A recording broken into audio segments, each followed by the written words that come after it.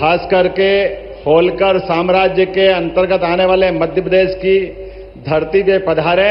मैं दोनों हाथ जोड़ के प्रणाम करता हूं, अभिनंदन करता हूं। आपके सबके साथ जोरदार अभिनंदन करें माननीय यशस्वी प्रधानमंत्री का।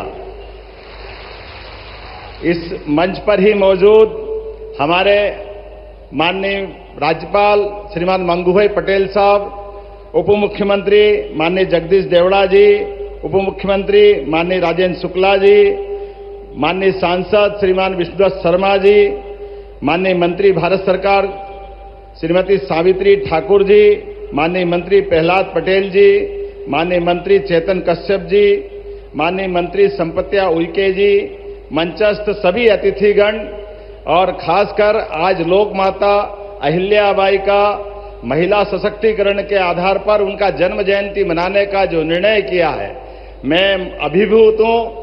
हमारे लिए आज का दौर ये और महत्व का है जब यशस्वी प्रधानमंत्री स्वयं जयंती मनाने के लिए आए हैं। तो एक बार जयकारा लगाए, बोले अहिल्या महारानी की। अहिल्या महारानी का जीवन, यद्यपि उनका जन्म 300 साल पहले हुआ, माननीय प्रधानमंत्री जी बताना चाहूंगा, एक ऐसी शासिका जिसके जीवन के अलग अलग पक्ष पूरा देश नतमस्तक होता है। आदर्श बहू भी ऐसी कि ससुराल में सासू मां और ससुर जी वो भी अपने जान से ज्यादा बेटी के रूप में चाहते रहे। अपने पति के साथ जीवन बिताने में भी आदर्श पत्नी, लेकिन शासन की व्यवस्था में पति को भी शासन की व्यवस्था में अधिकार एक सीमा तक ही रखते हुए शासन को सर्वोच्च आधार पर जो उनने शासन के सूत्र सीखे, उसका उत्कृष्ट उदाहरण उनके माध्यम से आता है। उनके ही जीवन में आदर्श धर्मात्मा, अपने जीवन में धन की कमी नहीं है, लेकिन शासन का धन और निजी धन दोनों का अंतर भी बताने का अगर प्रयास किसी ने किया है तो अहिल्या महारानी ने किया है।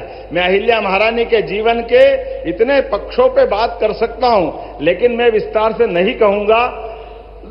हमारे लिए वो केवल कालक्रम देखें, वो समय देखें जब यशस्वी प्रधानमंत्री आज हमारे बीच जिस प्रकार की शासन की व्यवस्था चला रहे हैं, कई मामलों में ऐसा लगता है कि अहिल्या महारानी के ही मार्ग पर पूरा शासन तंत्र चल रहा। जोरदार अभिनंदन यशस्वी प्रधानमंत्री का करें, जिन्होंने अपने जीवन के प्रत्येक क्षण में सदैव राष्ट्रभक्ति की, देशभक्ति की, सनातन धर्म की, हमारी भारतीयता के ओतप्रोत होकर के, और केवल अहिल्या माता नहीं, बड़ा अलग प्रकार का समय है।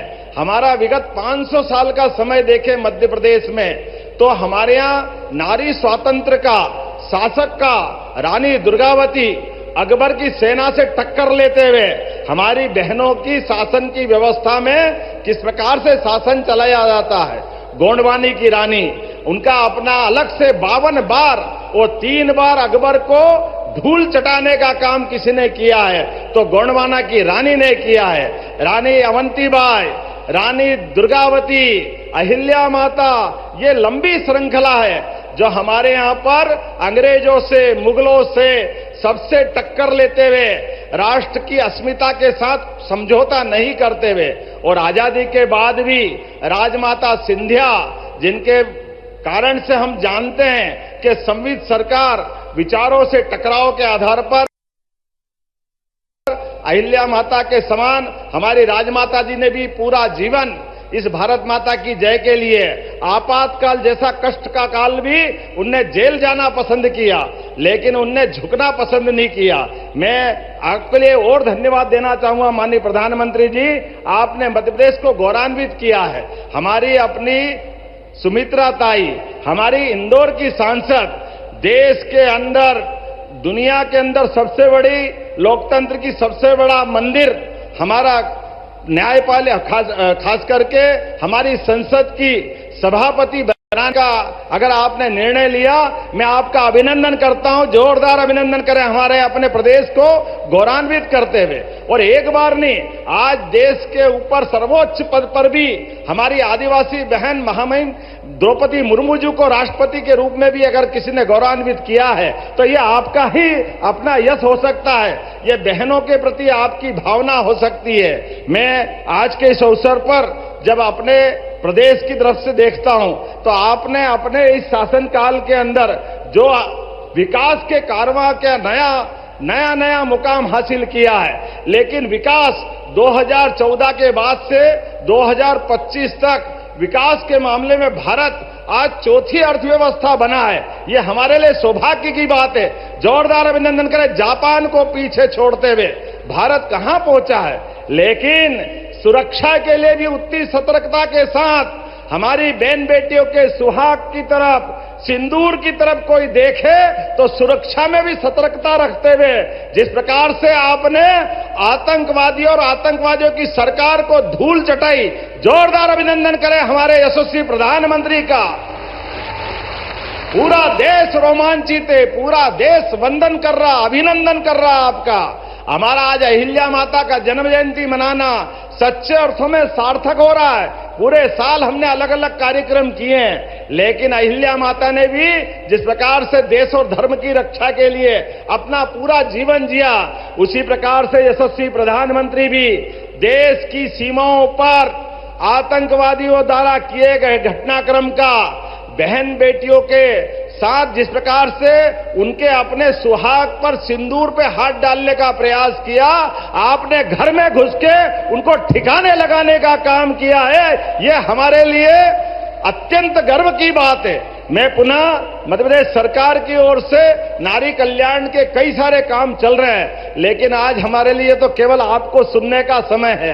हम कुछ न बताते हुए केवल आपका वंदन कर रहे हैं, अभिनंदन कर रहे हैं। आपके माध्यम से हमने कई प्रकार के नारी अर्थात महिला, युवा, गरीब, किसान, ये चारों श्रेणियों के लिए सबके जीवन में बेहतर से बेहतर हो सके, शासन मध्य प्रदेश सरकार केंद्र सरकार के साथ कदम से कदम मिला के चल सके, ऐसे सारे कामों का सिलसिला हमने प्रारंभ किया है। आज हमने अपनी बहनों को समर्पित ये कार्यक्रम किया है। मैं आपका पुनः वंदन करता हूं, अभिनंदन करता हूं और उम्मीद करता हूं कि आपका ये नेतृत्व भारत को दुनिया का सर्वश्रेष्ठ राष्ट्र बना करके पहले पायदान पे ले जाके खड़ा करेगा।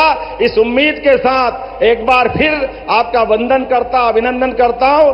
बहुत बहुत धन्यवाद। भारत माता की।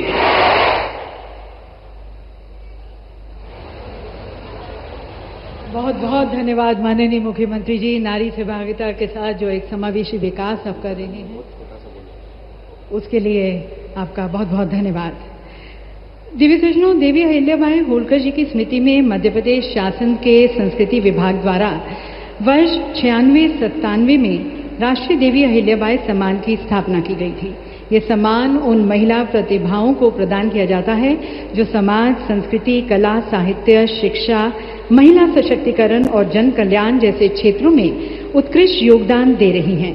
पुरस्कार में एक प्रशस्ति पत्र और 5 लाख की सम्मान राशि प्रदान की जाती है।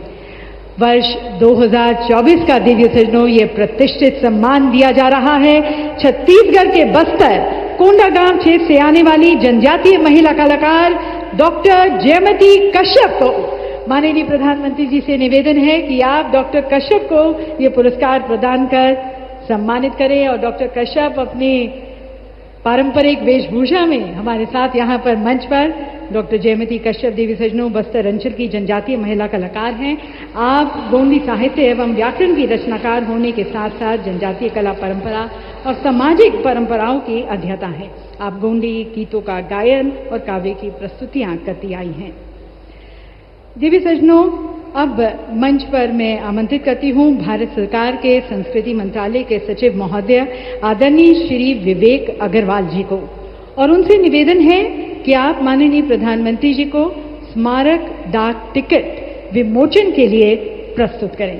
देवी सज्जनों, आज जब हम देवी अहिल्याबाई होलकर जी की 320 जयंती मना रहे हैं, ये दिन केवल इतिहास के पन्नों को पलटने का नहीं, बल्कि उस दर्शन को भी, उस व्यक्तित्व को, उस चेतना को अमर करते हुए आधुनिक भारत की शक्ति बनाना है। और ये ऐतिहासिक क्षण, ये डाक टिकट उनकी पुण्य गाथा को अमृत करेगी। इतिहास में इस विशेष स्मारक डाक टिकट के माध्यम से आने वाली पीढ़ियां भी उनके विचारों, कार्यों और योगदान से अवगत हो सकेंगी। स्क्रीन पर भी आप देख सकते हैं।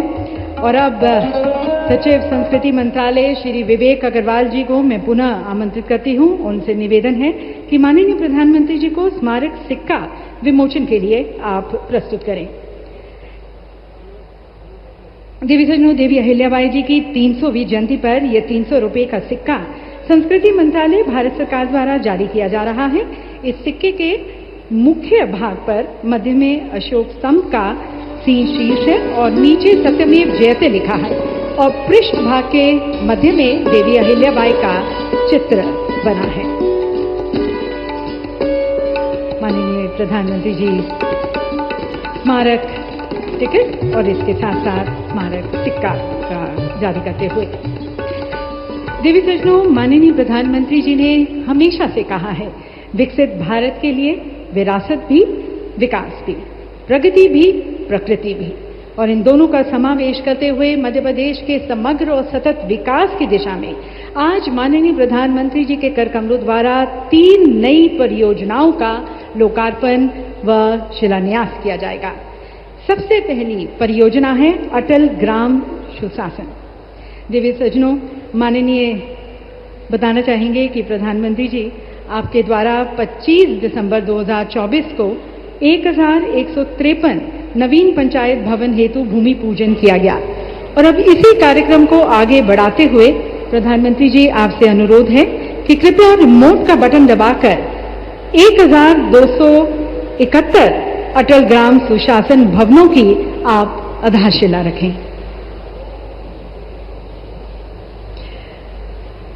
देवी सज्जनों, ये सुशासन भवन, इनका यहाँ पर आधारशिला रखी गई। इन भवनों की कुल लागत 483 करोड़ है। इन भवनों से ग्राम पंचायतों को न केवल एक प्रभावी कार्यस्थल मिलेगा, बल्कि वे ग्राम में विकास और सुशासन की एक सशक्त आधारशिला सिद्ध होंगे। और अब देवी सज्जनों, विकास अब सिर्फ महानगरों तक सीमित नहीं रहेगा, छोटे शहर भी उड़ान भरने को तैयार हैं। जी हाँ देवी सज्जनों, दतिया और सतना जैसे सांस्कृतिक, आध्यात्मिक और औद्योगिक रूप से महत्वपूर्ण शहर हवाई नक्शे पर अपनी जगह बना रहे हैं। अब दिल्ली, भोपाल, इंदौर जैसे प्रमुख शहरों से वायु सेवा द्वारा सीधा जुड़ाव होगा, समय बचेगा, व्यापार बढ़ेगा। मां पीताम्बरा शक्तिपीठ जो दतिया में है और ऐतिहासिक सतना, दोनों स्थानों पर देश विदेश से श्रद्धालु और पर्यटक अधिक संख्या में पहुंच सकेंगे। तो माननीय प्रधानमंत्री जी से पुनः निवेदन है कि कृपया आप रिमोट का बटन दबाकर पहले सतना एयरपोर्ट का वर्चुअल शुभारंभ करें। आप सभी को बहुत बहुत बधाई देवी सज्जनों, यहाँ पर सतना एयरपोर्ट का वर्चुअल शुभारंभ। और आपको अब लाइव ले चलते हैं वहां पर एयरपोर्ट पर, और जहां पर हमारे साथ हैं हमारे केंद्रीय नागरिक उड्डयन राज्य मंत्री श्री मुरलीधर मोहोल जी, श्री दिलीप जायसवाल जी, माननीय राज्य मंत्री मध्य प्रदेश शासन, साथ में संसद सदस्य सतना श्री गणेश सिंह जी। पीएम श्री पर्यटन वायु सेवा का विस्तार करते हुए सतना एयरपोर्ट से शेड्यूल के अनुसार 1 जून से नियमित उड़ानें शुरू हो जाएंगी, जिससे अधिक से अधिक लोगों को मध्य प्रदेश की समृद्ध संस्कृति, विरासत और प्राकृतिक सौंदर्य का अनुभव करने का मौका मिलेगा। और अब माननीय प्रधानमंत्री जी से निवेदन है कि रिमोट का बटन दबाकर आप दतिया एयरपोर्ट का भी अपने कर कमलों द्वारा शुभारंभ करें।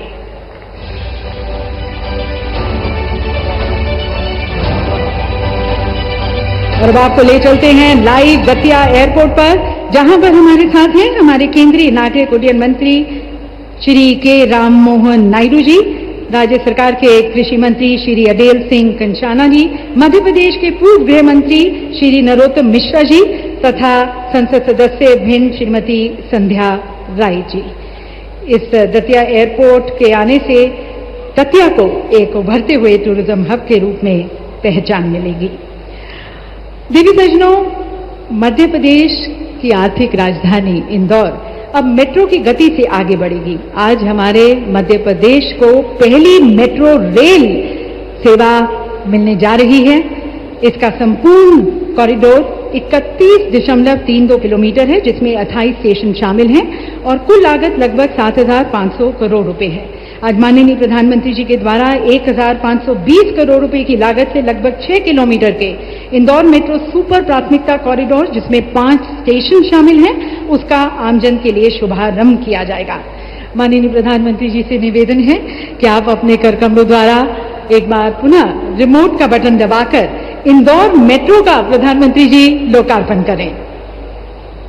इंदौर वासियों को दिव्य सजो माननीय प्रधानमंत्री जी ये सौगात देते हुए और ये मेट्रो रेल और इस विकास की गति को पकड़ते हुए इंदौर मेट्रो स्टेशन पर हमारे साथ आप देख सकते हैं स्क्रीन पर केंद्रीय शहरी विकास मंत्री श्री टोकन साहू जी, मध्य प्रदेश शासन के नगरीय आवास विकास विभाग मंत्री श्री कैलाश विजयवर्गीय जी, इंदौर के लोकसभा सांसद श्री शंकर लालवानी जी और इंदौर के मेयर श्री पुष्य मित्रा भार्गव जी हमारे साथ वहां पर। दिव्य सज्जनों, माननीय प्रधानमंत्री जी द्वारा आज अनेक परियोजनाओं का यहां पर लोकार्पण किया गया और ये पूरा कार्यक्रम विरासत के साथ विकास को आगे ले जाते हुए, जिनकी गरिमा में आज का ये कार्यक्रम आयोजित किया गया है, महासम्मेलन आयोजित किया गया है, उनकी जीवन गाथा पर हमारे संस्कृति मंत्रालय भारत सरकार द्वारा एक फिल्म तैयार की गई है, विशेष लघु फिल्म। आइए देखते हैं वे लघु फिल्म। कुछ लोगों का पूरा जीवन, उनके जीवन का एक एक अध्याय इतना प्रेरक होता है, इतना शक्तिशाली होता है कि आने वाली पीढ़ियों को उससे सीख मिलती रहती है। ये प्रेरक अध्याय कहीं और नहीं बल्कि 18वीं शताब्दी के भारत में लिखा गया था। लोकमाता अहिल्याबाई होलकर, ये नाम है उन महान विभूति का जिन्होंने भारतीय संस्कृति के पुनर्निर्माण का अटूट संकल्प लिया और उसे सिद्ध करने के लिए अथक प्रयास किए। लोकमाता अहिल्याबाई होलकर का जन्म 31 मई 1725 में महाराष्ट्र के चौंडी में हुआ था। उनका विवाह छोटी उम्र में खांडेराव होलकर के साथ हुआ था, जिसके बाद उनके ससुर मल्हार राव होलकर ने उन्हें प्रशासन और सैन्य क्षेत्र में प्रशिक्षित किया। लेकिन छोटी उम्र में उन्हें बेहद संघर्ष का सामना करना पड़ा जब उनके पति खांडेराव होलकर की युवा आयु में मृत्यु हो गई। पति की मृत्यु के बाद रानी उनकी चिता के साथ सती होने जा रही थी, लेकिन तभी उनके ससुर मल्हार राव होलकर ने उन्हें रोक लिया और लोकमाता अहिल्याबाई के जीवन को एक नई दिशा दिखाने का कार्य किया। यही वो मोड़ था जहां से अहिल्याबाई का लोकमाता अहिल्याबाई होलकर बनने का सफर शुरू हुआ। इतिहास में जब धर्म, सेवा और संस्कृति की बात आती है तो लोकमाता अहिल्याबाई होलकर के योगदान को याद किया जाता है। इस दौरान उन्होंने सनातन संस्कृति की बागडोर को अपने हाथों में थामा और काशी विश्वनाथ मंदिर, सोमनाथ, अयोध्या, गया, द्वारका, रामेश्वरम जैसे पवित्र तीर्थ स्थानों का जीर्णोद्धार करवाया। मंदिरों के साथ साथ उन्होंने धर्मशालाएं, कुएं, बावड़ियां, यात्रियों के लिए विश्राम गृह और भोजनालय भी बनवाए। लोकमाता के लिए भारतीय संस्कृति का आधार आस्था और सेवा दोनों ही थे। जब समाज में महिलाओं के अधिकारों को लेकर जागरूकता कम थी, ऐसे समय में उन्होंने महिलाओं की शिक्षा और आत्मनिर्भरता पर जोर दिया। प्रशासन के कार्यों में महिलाओं की भागीदारी को बढ़ावा दिया, धार्मिक कार्यों में उनके योगदान को स्वीकृति दिलाई। उन्होंने महिला सशक्तिकरण की दिशा में कई कार्य किए, साथ ही सामाजिक सुधार के कार्यों में महिलाओं को समानता दिलवाई। लोकमाता की सोच बेहद दूरगामी थी। वे जानती थीं कि एक राज्य के विकास और विस्तार के लिए उद्योग की कितनी अहम भूमिका है। महेश्वर, जो उनकी राजधानी थी, वहां उन्होंने बुनकरों को प्रोत्साहित किया और उनके संरक्षण में जन्मी महेश्वरी साड़ी। कहा जाता है कि उन्होंने खुद इसके डिजाइन और रंगों का चयन किया था, जिसमें नर्मदा की तरंगों, महेश्वर के घाटों और मंदिरों की प्रेरणा झलकती है। आज भी महेश्वरी साड़ी सिर्फ एक वस्त्र नहीं, बल्कि भारत की संपन्न बुनाई परंपरा की पहचान है। उनके इस अतुलनीय योगदान को स्मरणीय बनाए रखने के लिए सरकार द्वारा देवी अहिल्या सम्मान पुरस्कार एवं पुण्य श्लोक अहिल्या देवी होलकर महिला स्टार्टअप योजना जैसी कई योजनाएं और कार्यक्रम देश भर में संचालित किए जा रहे हैं। आज उनकी 300वीं जयंती के अवसर पर हम लोक माता अहिल्याबाई होलकर को विनम्र श्रद्धांजलि अर्पित करते हुए शत शत नमन करते हैं।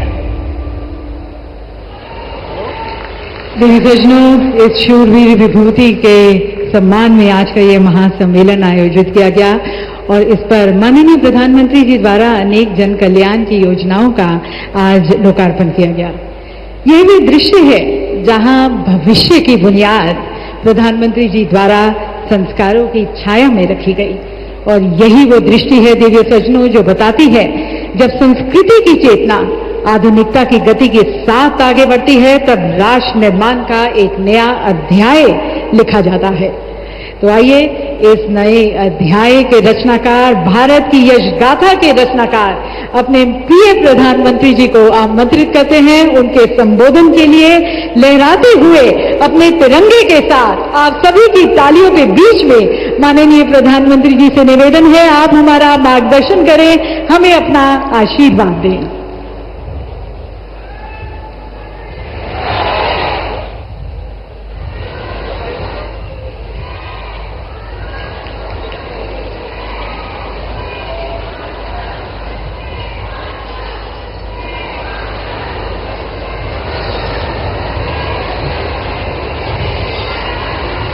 मध्य प्रदेश के राज्यपाल श्रीमान मंगूभाई पटेल, हमारे लोकप्रिय मुख्यमंत्री श्रीमान मोहन यादव जी, टेक्नोलॉजी के माध्यम से हमारे साथ जुड़े हुए केंद्रीय मंत्री, इंदौर से तोखन साहू जी, दतिया से राम मोहन नायडू जी, सतना से मुरलीधर मोहोल जी, यहां मंच पर उपस्थित राज्य के उप मुख्यमंत्री जगदीश देवड़ा जी, राजेंद्र शुक्ला जी, लोकसभा में मेरे साथी वीडी शर्मा जी, अन्य मंत्रीगण, जनप्रतिनिधिगण और विशाल संख्या में आए हुए मेरे प्यारे भाई और बहनों, सबसे पहले मैं मां भारती को, भारत की मातृशक्ति को प्रणाम करता हूं।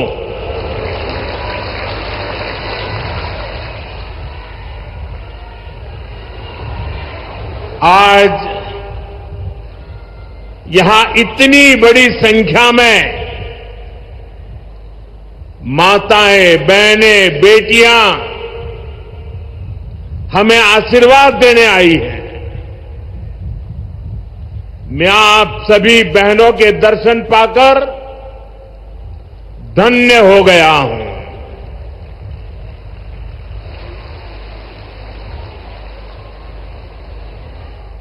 भाइयों,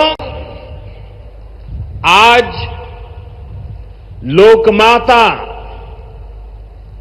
देवी अहिल्याबाई होलकर जी की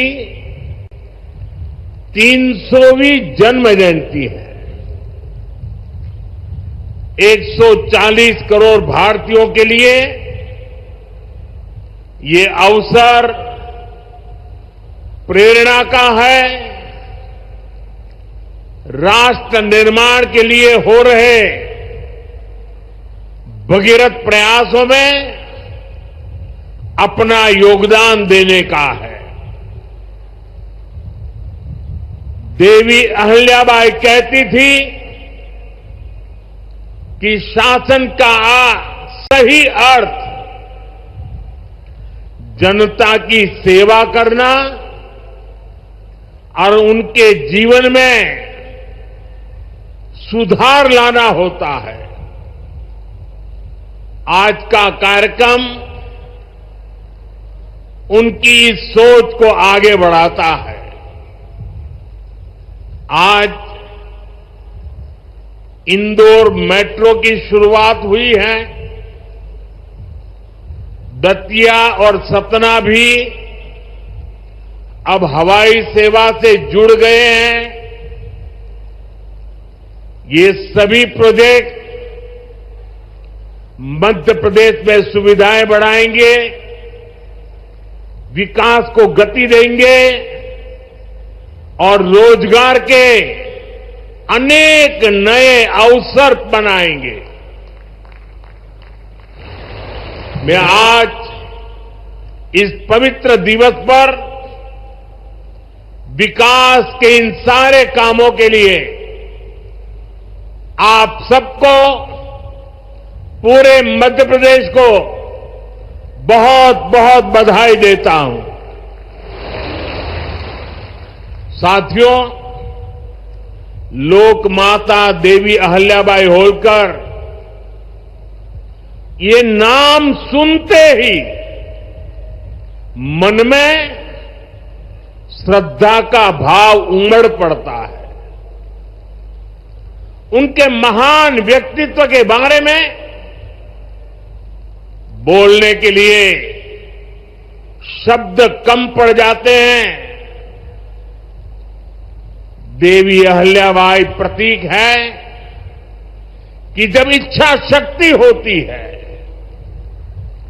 दृढ़ प्रतिज्ञा होती है,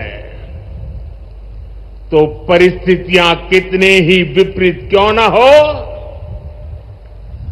परिणाम लाकर दिखाया जा सकता है। 250-300 साल पहले जब देश गुलामी की जंजीरों में जकड़ा हुआ था, उस समय ऐसे महान कार्य कर जाना कि वह आने वाली अनेक पीढ़ियां उसकी चर्चा करें, ये कहना तो आसान है, करना आसान नहीं था। साथियों, लोक माता अहिल्याबाई ने प्रभु सेवा और जन सेवा, इसे कभी अलग नहीं माना। कहते हैं वे हमेशा शिवलिंग अपने साथ लेकर चलती थी। उस चुनौतीपूर्ण कालखंड में एक राज्य का नेतृत्व कांटों से भरा ताज कोई कल्पना कर सकता है? कांटों से भरा ताज पहनने जैसा वो काम, लेकिन लोक माता अहिल्याबाई ने अपने राज्य की समृद्धि को नई दिशा दी। उन्होंने गरीब से गरीब को समर्थ बनाने के लिए काम किया। देवी अहिल्याबाई भारत की विरासत की बहुत बड़ी संरक्षक थी। जब देश की संस्कृति पर, हमारे मंदिरों, हमारे तीर्थ स्थलों पर हमले हो रहे थे, तब लोक माता ने उन्हें संरक्षित करने का बीड़ा उठाया। उन्होंने काशी विश्वनाथ सहित पूरे देश में हमारे अनेकों मंदिरों का हमारे तीर्थों का पुनर्निर्माण किया। और ये मेरा सौभाग्य है कि जिस काशी में लोक माता अहिल्याबाई ने विकास के इतने काम किए, उस काशी ने मुझे भी सेवा का अवसर दिया है। आज अगर आप काशी विश्वनाथ महादेव के दर्शन करने जाएंगे तो वहां आपको देवी अहिल्याबाई की मूर्ति भी वहां पर मिलेगी।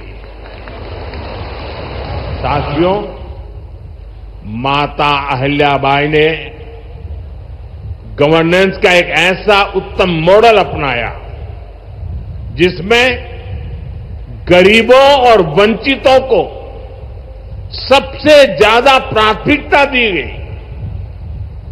रोजगार के लिए, उद्यम बढ़ाने के लिए उन्होंने अनेक योजनाओं को शुरू किया। उन्होंने कृषि और वन उपज आधारित कुटीर उद्योग और हस्तकला को प्रोत्साहित किया। खेती को बढ़ावा देने के लिए छोटी छोटी नहरों की जाल बिछाई, उसे विकसित किया। उस जमाने में आप सोचिए, 300 साल पहले जल संरक्षण को बढ़ावा देने के लिए उन्होंने कितने ही तालाब बनवाए। और आज तो हम लोग भी लगातार कह रहे हैं, कैच द रेन, बारिश के एक एक बूंद के पानी को बचाओ। देवी अहिल्या जी ने 250-300 साल पहले हमें एक काम बताया था। किसानों की आय बढ़ाने के लिए उन्होंने कपास और मसालों की खेती को प्रोत्साहित किया। आज 250-300 साल के बाद भी हमें बार बार किसानों को कहना पड़ता है कि क्रॉप डाइवर्सिफिकेशन बहुत जरूरी है। हम सिर्फ धान की खेती करके या गन्ने की खेती करके अटक नहीं सकते। देश की जरूरतों को, सारी चीजों को हमें डाइवर्सिफाई करके उत्पादित करना चाहिए। उन्होंने आदिवासी समाज के लिए, गुमंतु टोलियों के लिए खाली पड़ी जमीन पर खेती की योजना बनाई है। ये मेरा सौभाग्य है कि मुझे एक आदिवासी बेटी आज जो भारत के राष्ट्रपति पद पर विराजमान है, उनके मार्गदर्शन में मेरे आदिवासी भाई बहनों की सेवा करने का मौका मिला है। देवी अहिल्या ने विश्व प्रसिद्ध माहेश्वरी साड़ी के लिए नए उद्योग लगाए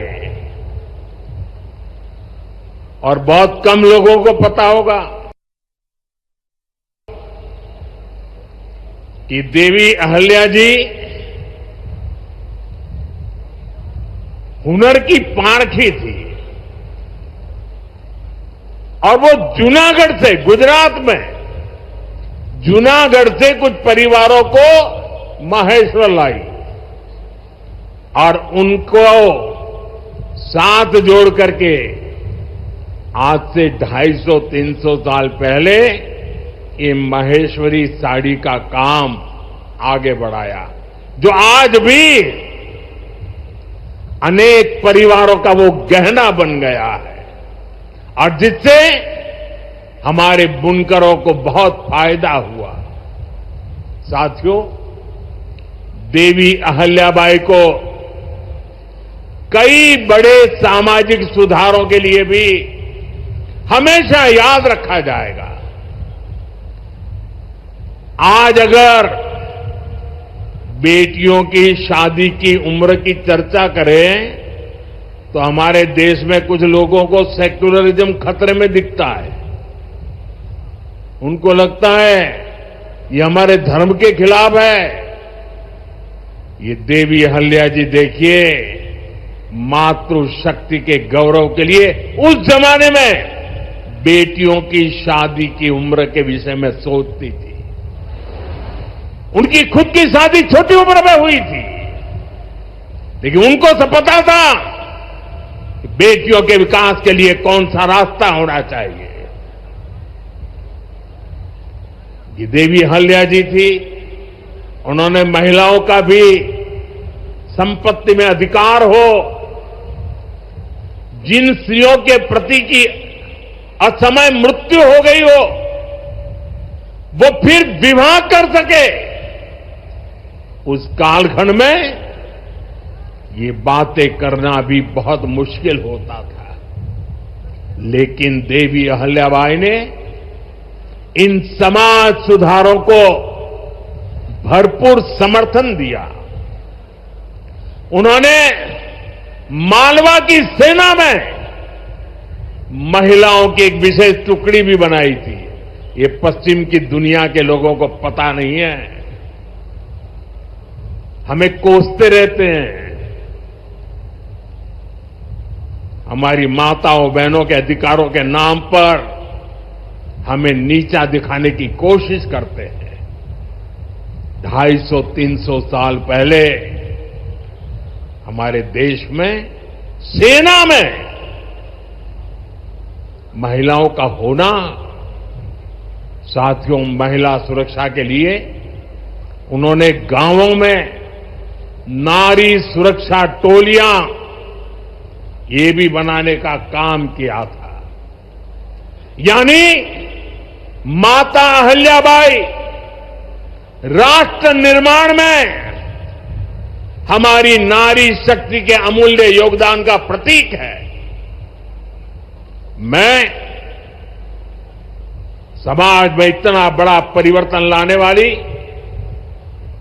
देवी अहल्या जी को आज श्रद्धापूर्वक नमन करता हूं, उनके चरणों में प्रणाम करता हूं और मैं उनसे प्रार्थना करता हूं कि आप जहां भी हो, हम सभी पर अपना आशीर्वाद बरसाए।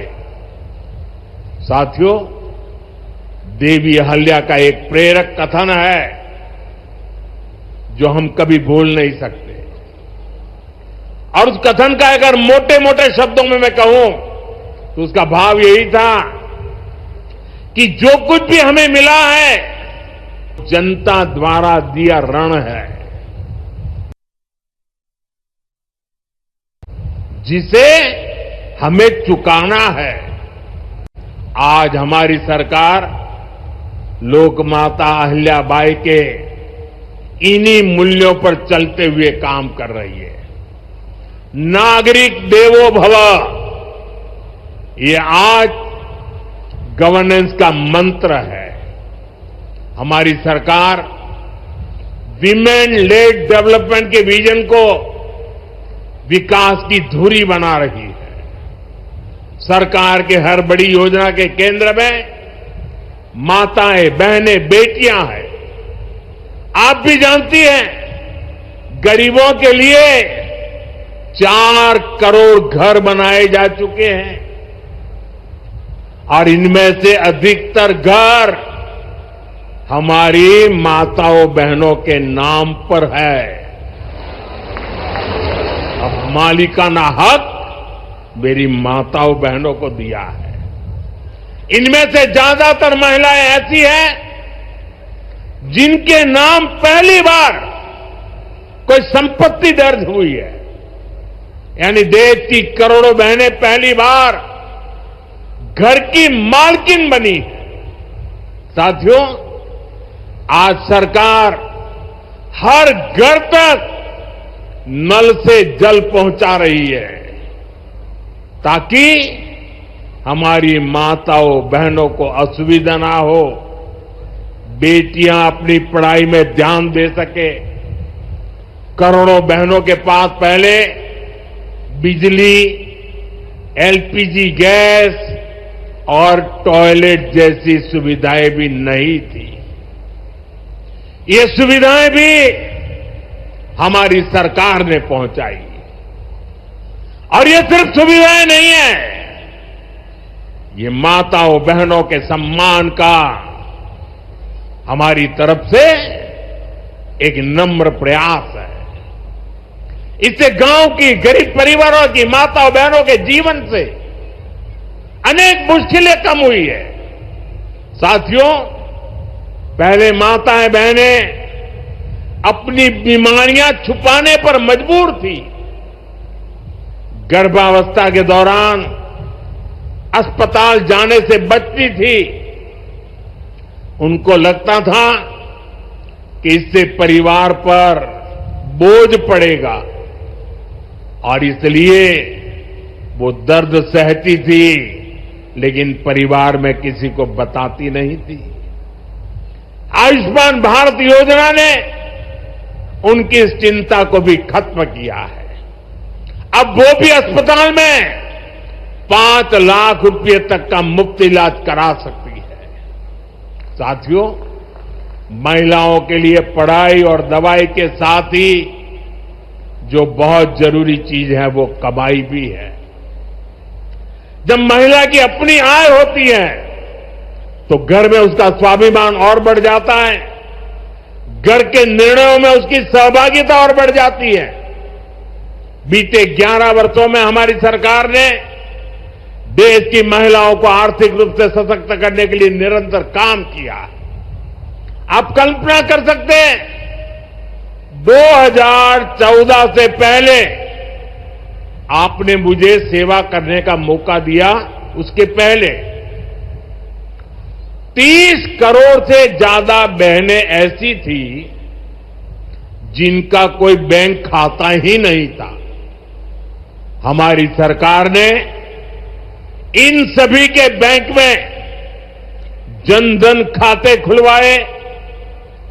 इन्हीं खातों में अब सरकार अलग अलग योजनाओं का पैसा सीधा उनके खाते में भेज रही है। अब वे गांव हो या शहर अपना कुछ न कुछ काम कर रही है, आर्थिक उपार्जन कर रही है, स्वरोजगार कर रही है। उन्हें मुद्रा योजना से बिना गारंटी का लोन मिल रहा है। मुद्रा योजना की 75% से ज्यादा लाभार्थी ये हमारी माताएं बहनें बेटियां हैं। साथियों, आज देश में 10 करोड़ बहनें सेल्फ हेल्प ग्रुप से जुड़ी हैं जो कोई न कोई आर्थिक गतिविधि करती है। ये बहनें अपनी कमाई के नए साधन बनाएं, इसके लिए सरकार लाखों रुपयों की मदद कर रही है। हमने ऐसी 3 करोड़ बहनों को लखपति दीदी बनाने का संकल्प लिया है। मुझे संतोष है कि अब तक 1.5 करोड़ से ज्यादा बहनें लखपति दीदी बन भी चुकी है। अब गांव-गांव में बैंक सखियां लोगों को बैंकिंग से जोड़ रही है।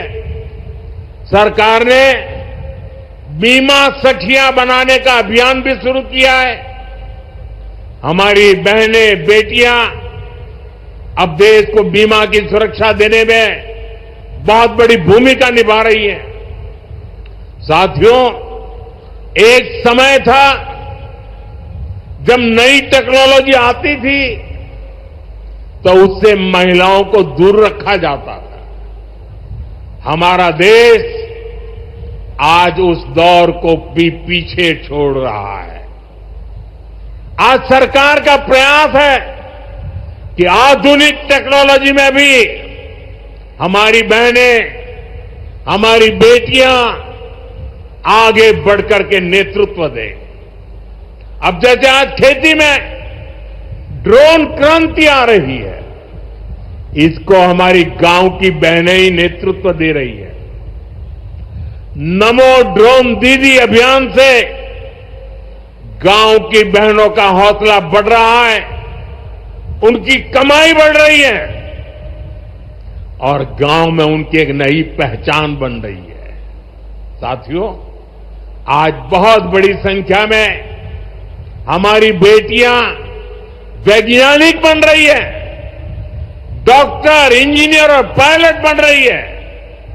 हमारे यहां साइंस और मैथ्स पढ़ने वाली बेटियों की संख्या लगातार बढ़ रही है।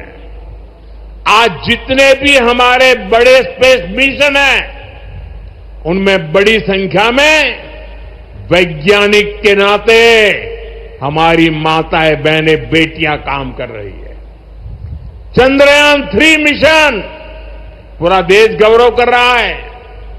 चंद्रयान 3 मिशन में तो 100 से अधिक महिला वैज्ञानिक और महिला इंजीनियर शामिल थी। ऐसे ही जमाना स्टार्टअप का है।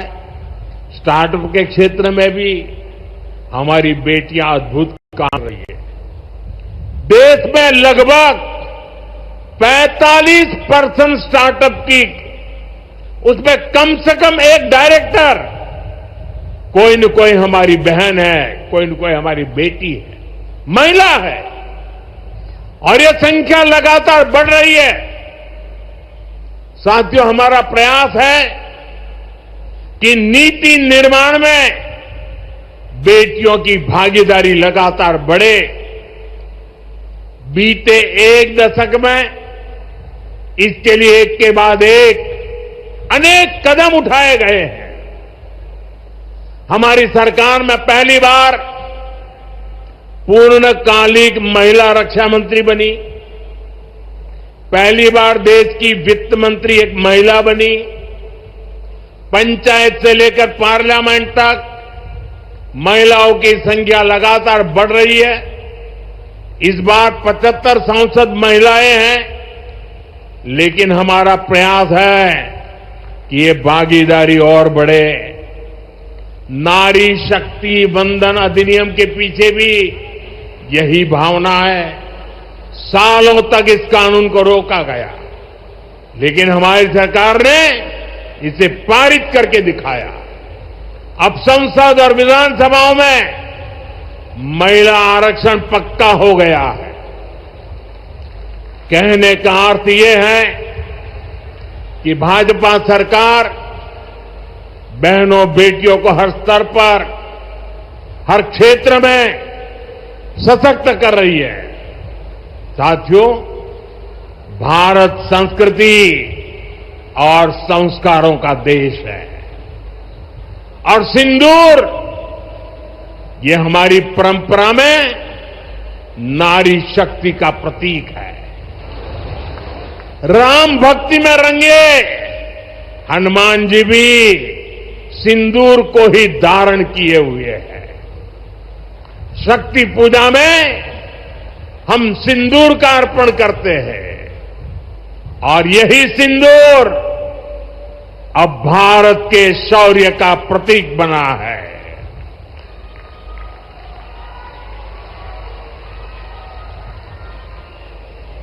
साथियों, पहलगाम में आतंकियों ने सिर्फ भारतीयों का खून ही नहीं बहाया, उन्होंने हमारी संस्कृति पर भी प्रहार किया है। उन्होंने हमारे समाज को बांटने की कोशिश की है और सबसे बड़ी बात, आतंकवादियों ने भारत की नारी शक्ति को चुनौती दी है। ये चुनौती आतंकवादियों और उनके आकाओं के लिए काल बन गई है, काल। ऑपरेशन सिंदूर आतंकवादियों के खिलाफ भारत के इतिहास का सबसे बड़ा और सफल ऑपरेशन है।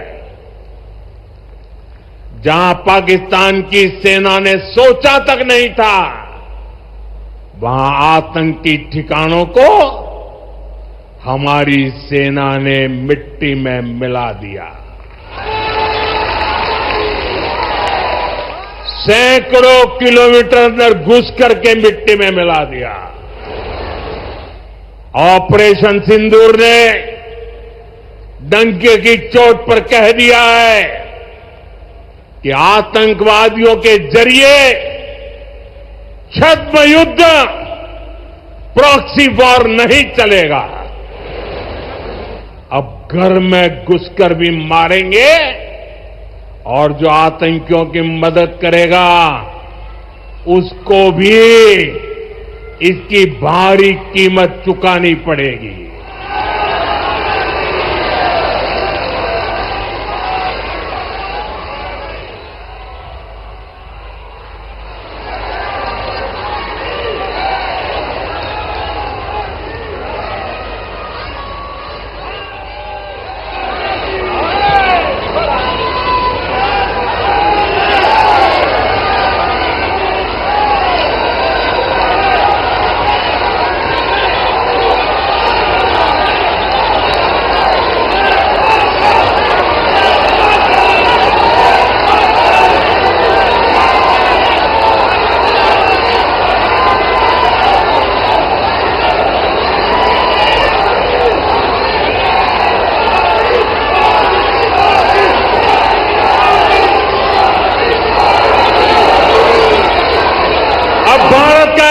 एक नागरिक कह रहा है,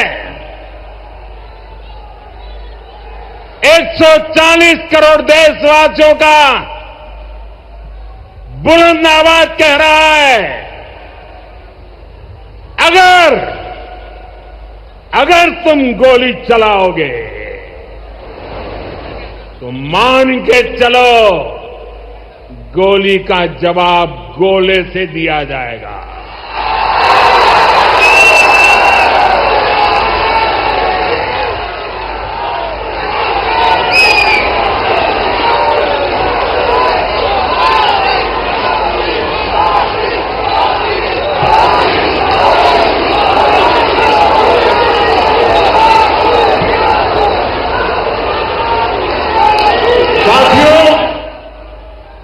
ऑपरेशन सिंदूर हमारी नारी शक्ति के सामर्थ्य का भी प्रतीक बना है।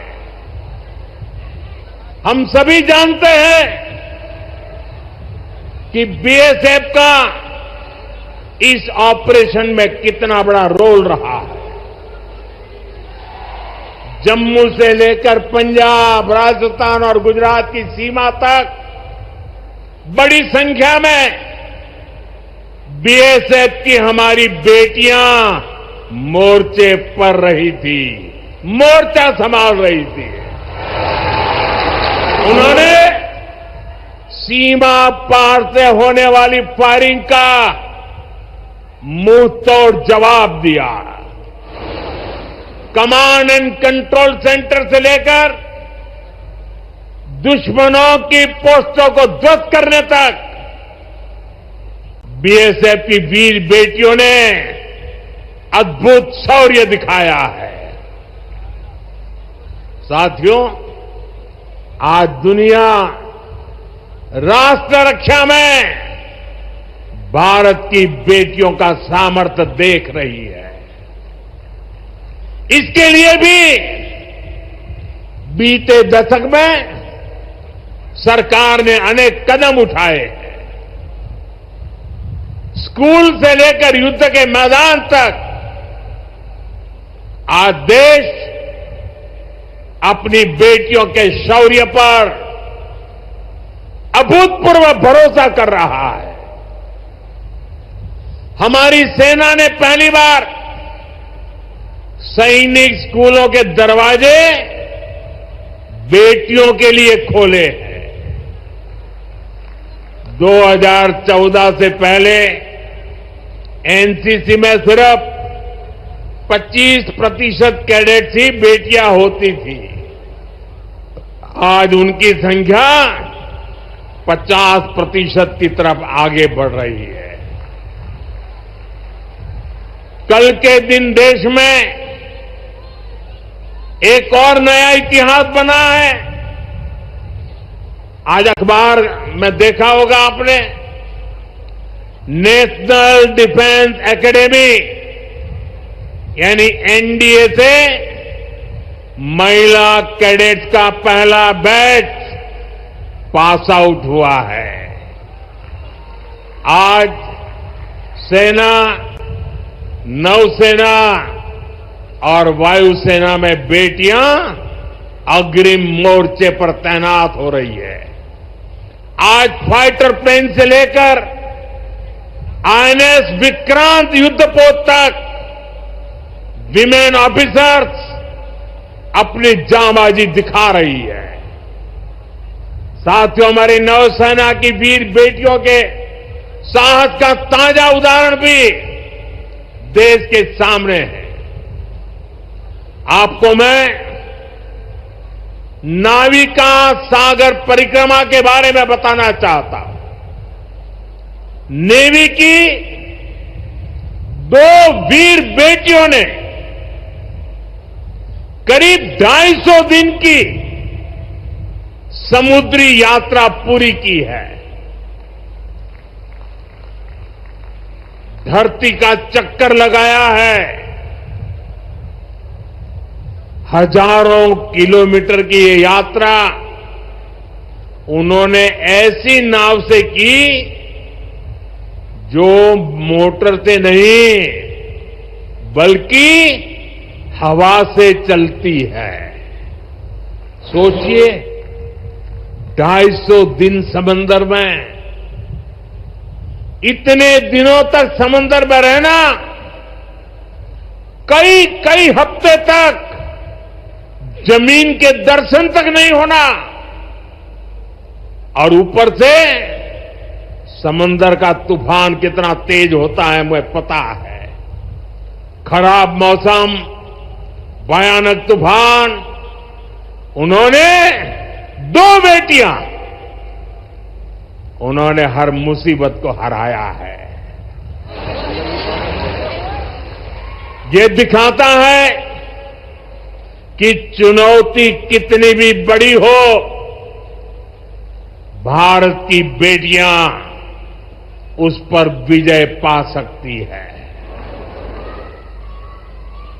साथियों, नक्सलियों के खिलाफ ऑपरेशन हो या फिर सीमा पार का आतंक हो, आज हमारी बेटियां भारत की सुरक्षा की ढाल बन रही है।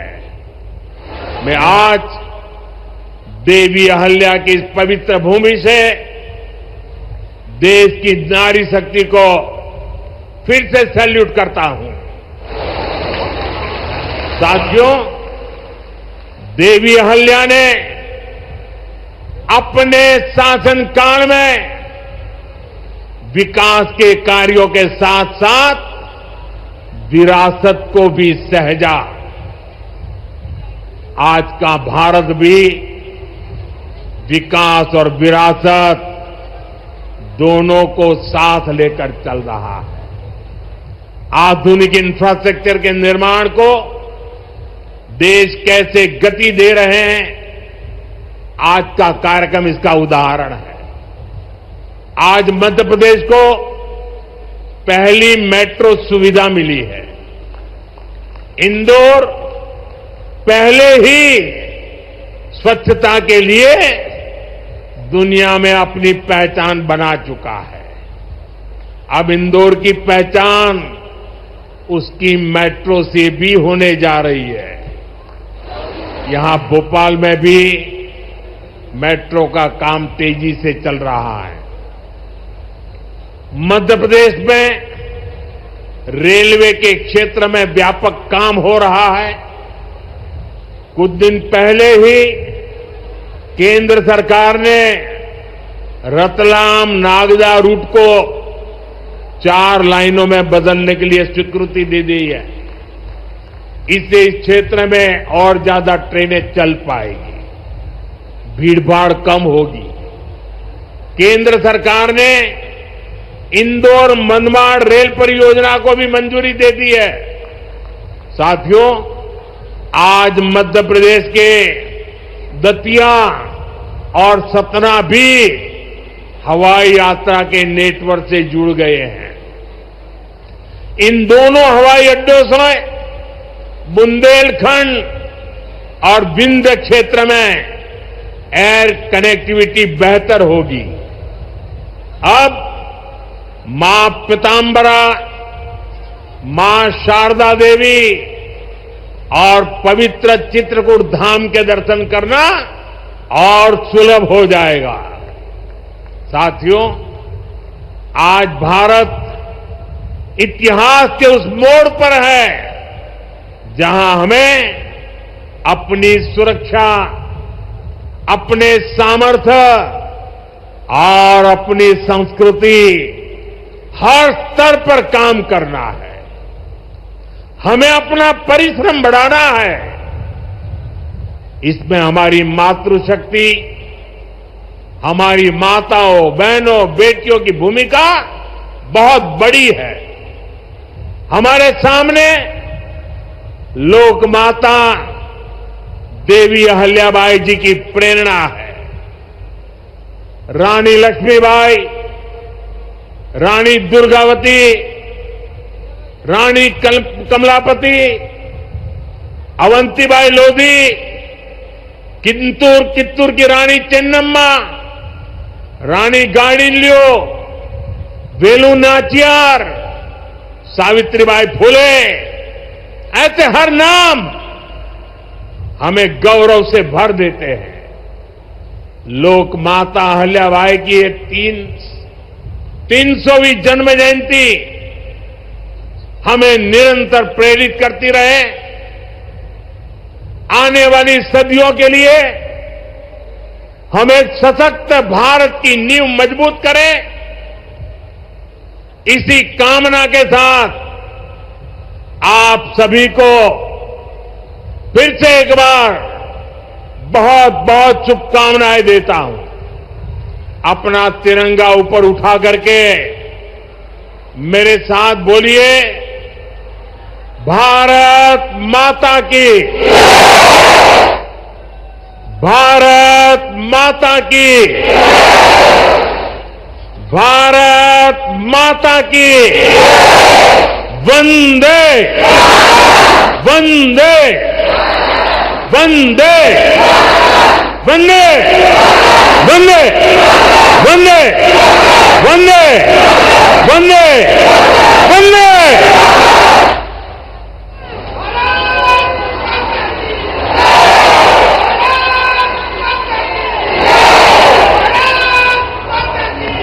बहुत बहुत धन्यवाद माननीय प्रधानमंत्री जी। और देवी सज्जनों, मुझे कहने की जरूरत नहीं, पर आप सभी की बुलंद आवाज में सुनना चाहते हैं, मोदी है तो उसकी है। नारी तू नारायणी। देवी सज्जनों, इस मंत्र को आपने सिर्फ शब्दों तक सीमित नहीं रखा, बल्कि अपनी नीतियों, अपने कार्यक्रमों, धरातल पर बदलाव लाने का